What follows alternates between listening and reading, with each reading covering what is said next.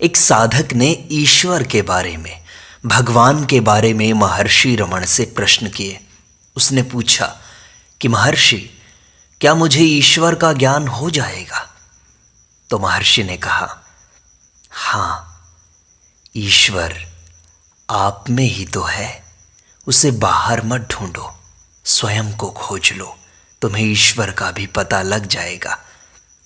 तो महर्षि, मुझे ईश्वर को जानने के मार्ग में बाधा क्या है? आपका भटकता मन तथा विकृत आचरण ही मुख्य बाधा है। महर्षि, क्या ईश्वर पुरुष है कोई? हाँ, वह हमेशा प्रथम पुरुष मैं के रूप में आपके सम्मुख खड़ा है। चूंकि आप जगत की वस्तुओं को प्राथमिकता देते हैं, ईश्वर पृष्ठभूमि में चला गया सा दिखता है। यदि आप सब कुछ छोड़कर सिर्फ उसे ही ढूंढें तो केवल वही आत्मा के रूप में शेष रहेगा। तो महर्षि, क्या ईश्वर आत्मा से अलग है? आत्मा ईश्वर है, मैं हूं ये ईश्वर है। यह प्रश्न इस कारण उत्पन्न हुआ कि आप अहंकार रूप जीव को दृढ़ता से पकड़े हुए हैं। यदि आप आपके सच्चे आत्मा में स्थिरता से दृढ़ हो जाएं, उसमें रुक जाएं, तो यह प्रश्न खड़ा नहीं होगा, क्योंकि सच्चा आत्मा कुछ नहीं पूछेगा, पूछ ही नहीं सकता। यदि ईश्वर आत्मा से अलग होता तो वह अनात्म रूप होता, जो असंगत बात है, जिसका अभाव हो ऐसा लगता है। सिर्फ उस ईश्वर का ही वास्तविक अस्तित्व है, जबकि व्यक्ति दिखता है लेकिन उसका हमेशा अभाव है। यानी कहते हैं कि जिस अवस्था में मनुष्य इस प्रकार अपने अस्तित्व का अभाव स्पष्ट देखता है, वह सर्वोच्च महिमा युक्त परम ज्ञान है। इस समय आप सोचते हैं कि आप एक व्यक्ति हैं, आपके बाहर विश्व है और विश्व से परे ईश्वर है। इस प्रकार भेद का विचार है, जो अवश्य जाना चाहिए, उसको हटा देना चाहिए, क्योंकि ईश्वर आपसे तथा विश्व से भिन्न नहीं है। गीता में भी तो कहा है, हे गुड़ाकेश, मैं सब प्राणियों के हृदय में स्थित आत्मा हूं।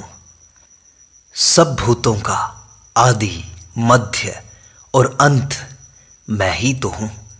इस प्रकार ईश्वर सिर्फ सबके हृदय में ही नहीं है, बल्कि वह सबका आधार, मूल कारण, निवास स्थान तथा अंत भी है। सभी प्राणी उसी से उत्पन्न होते हैं, उसमें निवास करते हैं और आखिर में उसी में समा जाते हैं। इस प्रकार वह हमसे भिन्न नहीं है। महर्षि, मेरे एक अंश में संपूर्ण जगत है। गीता की इस पंक्ति को हम कैसे समझें? इसका अर्थ ऐसा नहीं है कि ईश्वर से एक अंश अलग होकर जगत बन जाता है। उसकी शक्ति कार्य करती है। इस कार्य के एक भाग के परिणाम स्वरूप जगत व्यक्त होता है। इसी प्रकार पुरुष सूक्त का विधान है, सब प्राणी पुरुष के एक पाद में समाविष्ट हैं। इसका अर्थ यह नहीं है कि ब्रह्म में विभाग हैं, ब्रह्म बटा हुआ है, बस समझने की गलती है। महर्षि, मैं यह ठीक समझता हूं, ब्रह्म तो निश्चित रूप से अविभाज्य है, उसे कोई काट नहीं सकता, बांट नहीं सकता। सत्य यह है कि ब्रह्म सब कुछ है और अविभाज्य भी है। वह नित्य अनुभव गोचर है, लेकिन मनुष्य इस बात को जानता नहीं है। मनुष्य को उसे अवश्य जानना चाहिए। ज्ञान का अर्थ है उन अवरोधों को हटाना जो आत्मा ब्रह्म है, इस सनातन सत्य के प्रकाश का आवरण करते हैं। आपका अलग व्यक्ति होने का विचार सब अवरोधों का सामूहिक रूप है। महर्षि, आत्मा और ईश्वर एक ही है क्या? यह स्पष्ट नहीं हुआ। आत्मा का ज्ञान सबको है, लेकिन वह स्पष्ट नहीं है। आप हमेशा होते हैं, यह नित्य सत्ता आत्मा है। मैं हूं, ईश्वर का नाम है। ईश्वर की सब व्याख्याओं में बाइबल में इसकी व्याख्या की है। I am that I am, मैं हूं वही मैं हूं, यह श्रेष्ठ है। दूसरे भी अहम ब्रह्मास्मि, ब्रह्मैवाहम, सोहम, ऐसे विधान हैं, लेकिन इनमें से कोई भी यहोवाह नाम के जैसा सीधा स्पष्ट नहीं है, जिसका अर्थ है मैं हूं। पूर्ण सत्ता वह है जो है, वह आत्मा है, ईश्वर है। आत्मा को जानने पर ईश्वर जान लिया जाता है। इसलिए सारे प्रयास आत्मा को जानने के करने चाहिए। महर्षि, ईश्वर के कई नाम हैं, पर उनमें से सबसे सार्थक नाम कौन सा है? ईश्वर के कई हजार नामों में अहम अथवा अहम अस्मि जितना कोई भी नाम अनवर्थ, उचित और सुंदर नहीं है। अहम अस्मि, क्योंकि वह निर्विचार हृदय में इसी रूप में रहता है। ईश्वर के प्रसिद्ध असंख्य नामों में केवल अहम अहम नाम अहंकार नष्ट होने पर आत्मलक्षी पुरुषों के हृदय अवकाश में मौन परावाणी के रूप में विजेता की तरह गूंजता है। यदि कोई निरंतर अहम स्फुरण के प्रति लक्ष्य रखकर अहम अहम नाम पर ध्यान करता है, तो ऐसा ध्यान उसे विचार के जन्म स्थान में ले जाकर वहां लीन कर देता है तथा शरीर से जुड़ा हुआ अहंकार नष्ट हो जाता है। महर्षि, ईश्वर का और इस सारे संसार का संबंध क्या है? वह जगत का सृष्टा है, पालिता है, क्या है? समझ नहीं आता। सब प्रकार के चेतन अचेतन पदार्थ सूर्य की उपस्थिति मात्र से सक्रिय होते हैं, जो आकाश में बिना किसी संकल्प के उदित होता है। इसी प्रकार सब कर्म बिना किसी इच्छा या संकल्प के ईश्वर द्वारा होते हैं। सूर्य की विद्यमानता मात्र से सूर्यकांत मणि आग उगलता है, कमल खिलते हैं, नील कमल बंद होते हैं और सब प्रकार के प्राणी अपना कर्म करके निश्चेष्ट हो जाते हैं। जिस प्रकार चुंबक की मात्र सन्निधि से लोह शलाका गतिशील होती है एवं चंद्र के उदय मात्र से चंद्रकांत मणि से जल प्रवाहित होने लगता है, नील कमल खिलते हैं तथा दिन के कमल बंद होते हैं, उसी प्रकार असंख्य ब्रह्मांडों का व्यवस्थित संचालन केवल ईश्वर की सन्निधि से संपन्न होता है। पूर्णतया निस्संकल्प ईश्वर की सन्निधि में जीवित प्राणी अपने अपने कर्म अनुसार विभिन्न मार्गों पर चलते हुए विविध प्रकार के कर्म करते हैं। अंत में कर्म की निष्फलता का अनुभव करके पुनः आत्मा की ओर मुड़ते हैं और मुक्ति प्राप्त करते हैं। जैसे जगत का कर्मकलाप सूर्य को प्रभावित नहीं करता एवं पृथ्वी, जल, तेज और वायु के गुणधर्म निरअवयव अनंत आकाश को प्रभावित नहीं करते, ऐसे ही प्राणियों के कर्मों का मन से परे स्थित हुए ईश्वर पर कोई भी प्रभाव नहीं पड़ता।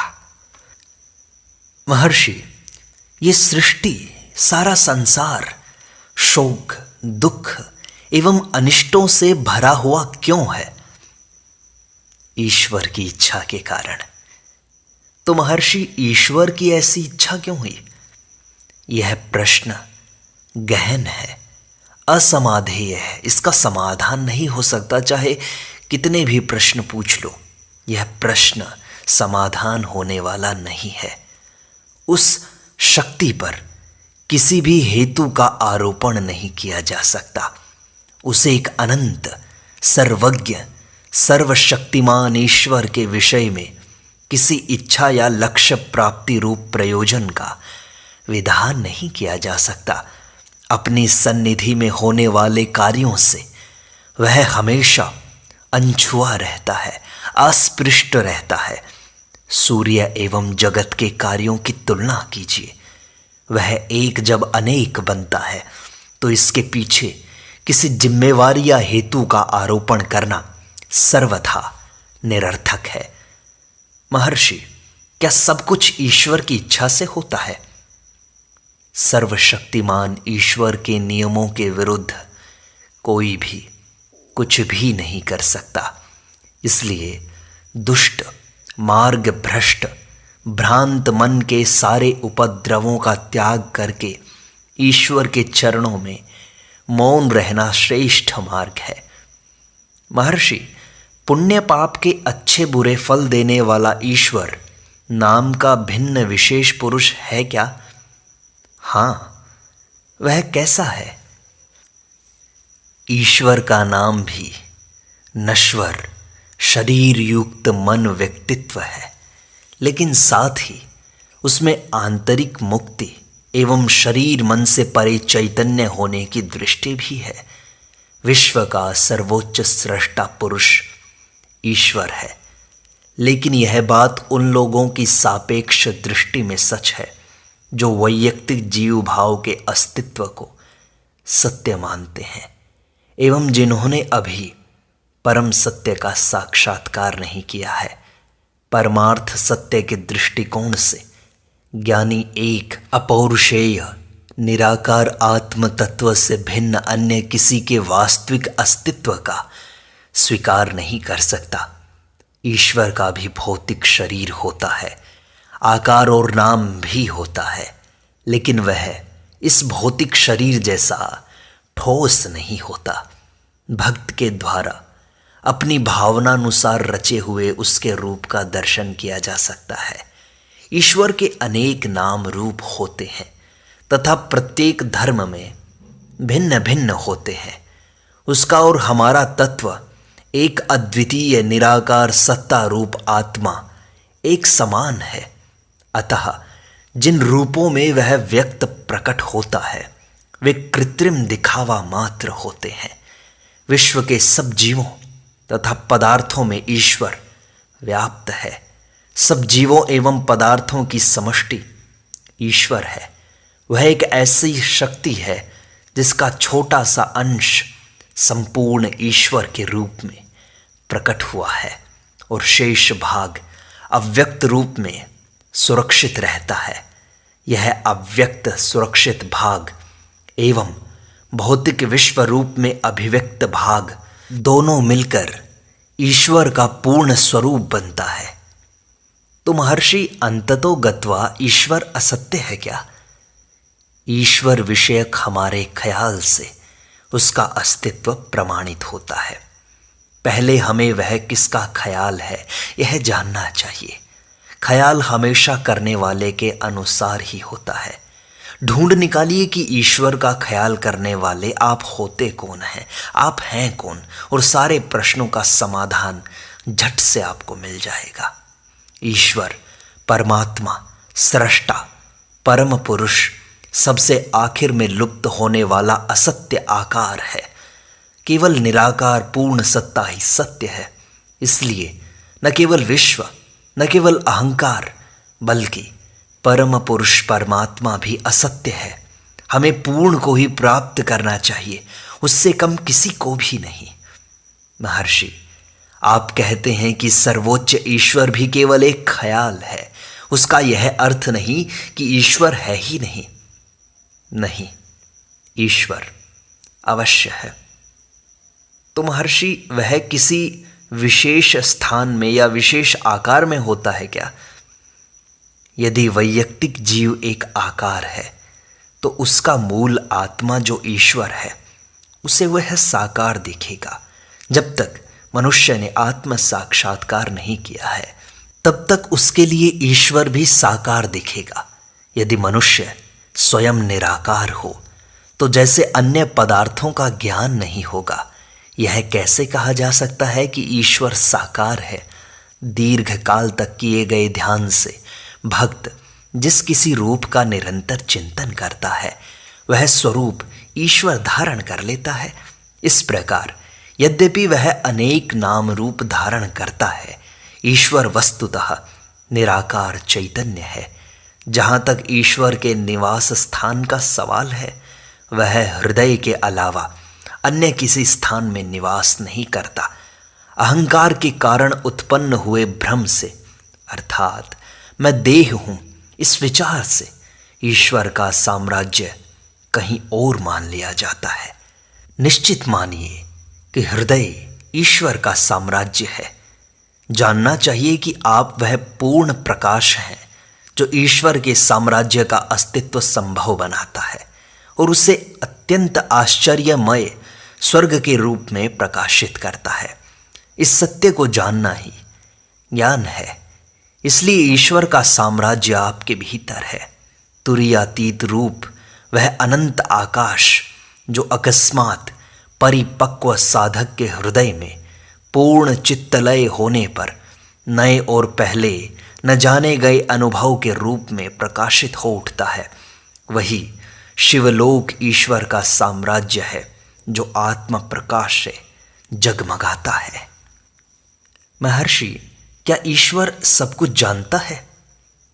वेद कहते हैं कि ईश्वर उन लोगों के लिए सर्वज्ञ है जो अज्ञान के कारण स्वयं को अल्पज्ञ मानते हैं। लेकिन यदि कोई उसे वस्तुतः कहे कि वह वैसा है, वैसा जाने, वैसा उसको जान ले कि ईश्वर का स्वरूप क्या है, तो स्पष्ट होगा कि ईश्वर कुछ नहीं जानता, क्योंकि उसका स्वरूप नित्य, सत्य और पूर्ण है, जिससे अलग जानने योग्य कुछ भी तो नहीं है। तो महर्षि, विभिन्न धर्म, अनेक देव, स्वर्ग, नरक, इनकी बात क्यों करते हैं? लोगों को ऐसा समझाने के लिए कि ये सब इस जगत जैसे ही हैं और केवल आत्मा ही सत्य है। साधकों के दृष्टि बिंदु के अनुसार धर्म हुआ करते हैं, इस बात का ध्यान रखना। महर्षि, विष्णु, शिव, इनका अस्तित्व है क्या? हाँ, केवल मानवीय जीवों का अस्तित्व हो ऐसा तो नहीं है। और उनके कैलाश, वैकुंठ इत्यादि पवित्र निवास स्थान सत्य हैं क्या? उतने सत्य जितने आप इस शरीर में हैं। तो महर्षि, उनका मेरे जैसा कोई भौतिक अस्तित्व है या सिर्फ शशशृंग खरगोश के सींग जैसी कल्पना मात्र है? उनका अस्तित्व है। यदि है तो कहाँ है? जिन्होंने उनको देखा है वे कहते हैं कि वे कहीं पर हैं, इसलिए हमें उनकी बात तो माननी चाहिए। तो वे कहाँ हैं महर्षि? आपके भीतर हैं। तो यह केवल एक विचार है जिसे मैं उत्पन्न कर सकता हूं तथा उसका नियंत्रण कर सकता हूं। सब कुछ ऐसा ही तो है, सब कुछ विचार मात्र है। ये जगत एक विचार है। यदि तुम विचार को नियंत्रित कर लो तो जगत भी तो नष्ट हो जाएगा। और यदि तुम अपने आप को जान लो कि तुम न शरीर हो न मन हो, तुम जानोगे कि तुम केवल आत्मा हो। और सदैव तुम्हें यही प्रयास करना चाहिए कि तुम आत्मा हो। और उस स्थिति में सारे संशय, सारा मन मिट जाता है। मन से दुख, द्वंद्व मिट जाते हैं। तुम किसी प्रकार के प्रश्न नहीं पूछोगे उस अवस्था में। केवल शांति रहेगी, केवल समाधान रहेगा, केवल अपने शुद्ध स्वरूप में रहोगे, मुक्त स्वरूप में रहोगे। हमेशा अपने आप को जानने की कोशिश करो। ईश्वर अपने आप जान लिया जाएगा।